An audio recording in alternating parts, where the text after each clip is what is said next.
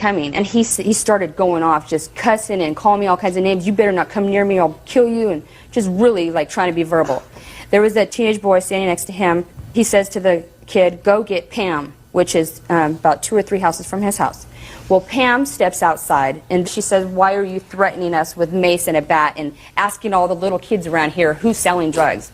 And I said, "You know what, Pam?" I said, "Pam, that isn't true." And I said, "What happened was Ralph came down and threatened to kill me yesterday. And right at that time, Ralph picked up this wooden table I have a picture of, and he picked it up above his head like this, and he called me a white Ku Klux Klan, Nazi FMB. And he went like this to throw it at me. And right when he did that, I maced him as much as I could. And I turned around and started running." So you maced him? So I maced him, and when he threw that table, the table hit me lightly right here as I was turning to run. And then I started running, and I looked back, and he was coming, and he picks up this metal chair right here. He picks up this metal chair to throw at me, and I remember screaming, "No, Ralph!" And I kept running, and I fell down. And then I got back up, and I also had my dog on a leash with me. That's how she got your scars, Your Honor. Just a minute. You took your dog in to eat Chinese food?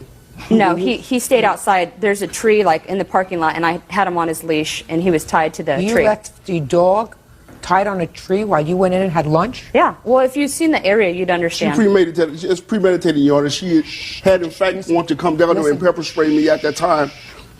Mr. Butler, I'm going to come back to you. I guarantee it. Your Honor. She's just I'm just asking some lying. Mr. Butler. Yes. I'll be good. I'm cool. Your Honor, to tell you the truth, this neighborhood is known as the ghetto. To tell you the I don't truth. care what it's known as. So that's why I took my left your dog dog to tied to a tree while you went inside and had lunch.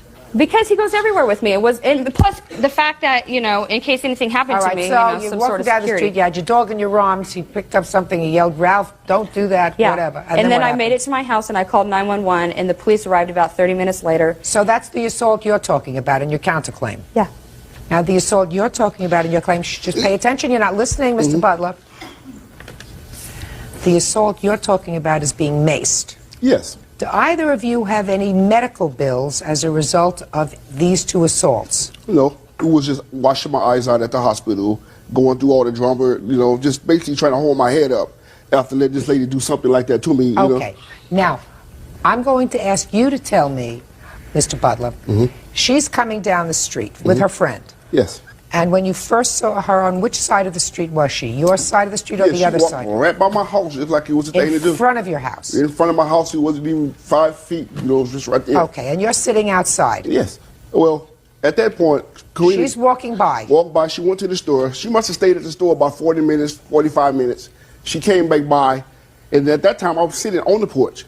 She crossed the street and walked right in front of me. And I can't say what she told me, but